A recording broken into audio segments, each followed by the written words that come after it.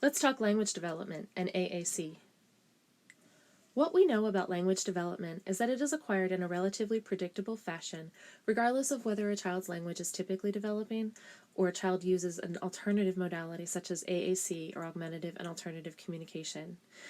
Language development is characterized by gradual increases in communicative intent, which is the purposes or the reasons for communicating, increased use of symbolic communication, which is the use of words, signs, or symbols to express meaning, an increased repertoire of vocabulary, increased utterance length, which is the combining of words and often the arranging and rearranging of words to create and change meaning, and the use of grammatical forms and markers to express sophisticated language. But most importantly, acquisition of language is a direct reflection of the language that is modeled in a child's environment. It's influenced by culture, dialect, and modality. The language that a child learns is the language that is modeled to that child and the modality through which it is modeled. Providing language and AAC is important because we want to move kids from a pre-symbolic form of communication, which is the communication of the here and now, to a more symbolic form of communication. Pre-symbolic communication includes pointing and gesturing, use of the environment for an individual to request and express how he or she may be feeling.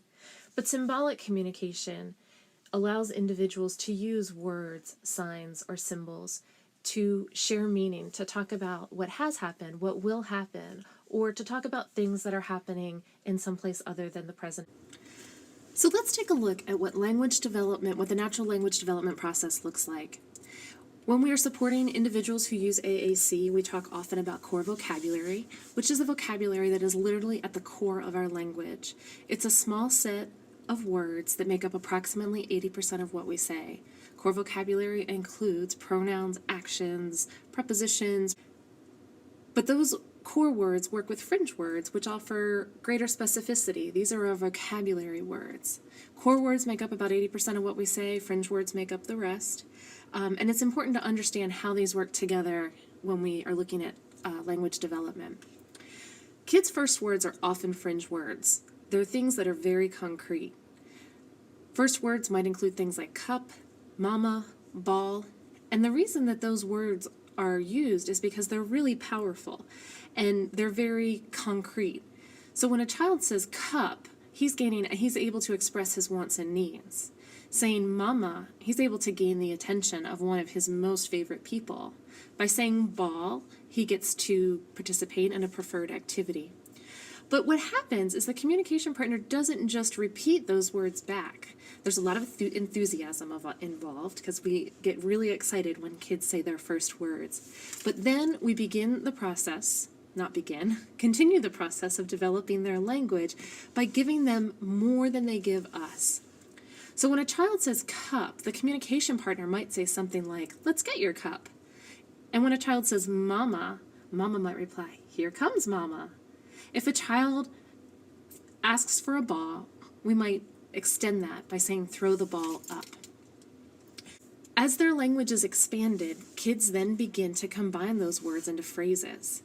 And the thing about these phrases is that you can't actually combine nouns to create and extend meaning very easily. You need that core vocabulary that's been modeled by the communication partner. So kids begin to say phrases like get cup, and the communication partner continues to expand.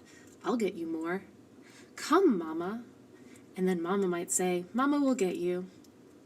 And when the child says ball up, the communication partner continues to expand and extend and offer more information. It goes high, up, up. And it continues. Kids incorporate more and more core vocabulary into their language. In a lot of early childhood environments, if you listen closely, core vocabulary is clearly dominant. There are, of course, the use of labels and fringe words, but many fringe words are replaced with pronouns, which is core vocabulary. So you might hear things like, I get more, mama get me, or it go up. And communication partners continue to expand, extend, and offer more information. It is all gone. You do need more. I will uppy you.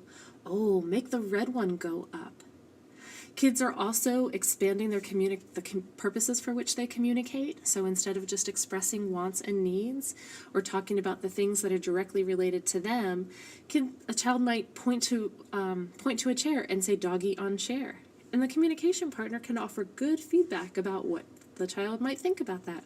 Oh no, bad doggy.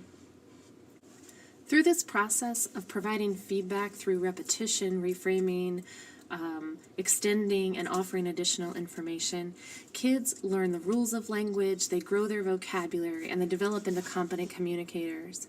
And when kids are competent communicators, they can have a back and forth with their communication partner that is novel and informative, and they can share information and communicate for a variety of purposes.